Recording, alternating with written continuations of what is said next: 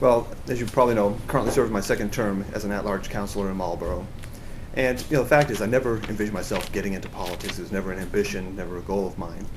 But working locally in Marlborough, I started becoming more and more aware of local issues and rising spending, rising taxes, and the fact that in spite of that rising taxes and spending, we were still laying off firefighters, laying off teachers. And that's when I first decided to get involved at the local level and why I first ran for city council. Because my background is accounting and finance. It's all about numbers. And of course, anything that state government does or local government does, it all comes down to the money to be able to pay for that. And with my experience, I just felt I had something to lend to the process. So the financial side was one aspect of what I hope to accomplish, but another key issue for me is really about the protection of our children.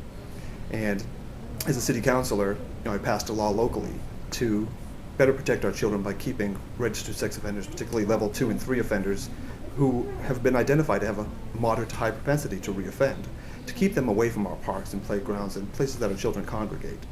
And the reason we had to pass that law locally is because our state legislature has not been dealing with the issue. But I think the whole reason, you have to look at why that question is even on the ballot, and this again comes back to the legislature and the fact that they ignored the will of the people. We voted in 2000 to roll the income tax back to 5%.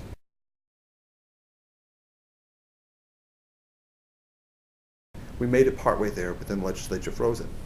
And my opponent specifically said, he won't support rolling it back until we increase local aid and fund all these other things. But the fact is, revenues have gone up $9 billion since Jamie Eldridge has been a state representative. How much more revenue does he need to justify giving back just that extra 3%? Again, there's been ample revenues, there's ample opportunity to streamline government, to get rid of the wasteful spending, to fund that additional 3%, and to honor the will of the people. But our legislature continues to, and that's just one example of how they've ignored these ballot initiatives that the people have voted for. So you can somewhat understand the frustration of the people here in Massachusetts. And of course, I think some people are just clearly trying to send a message.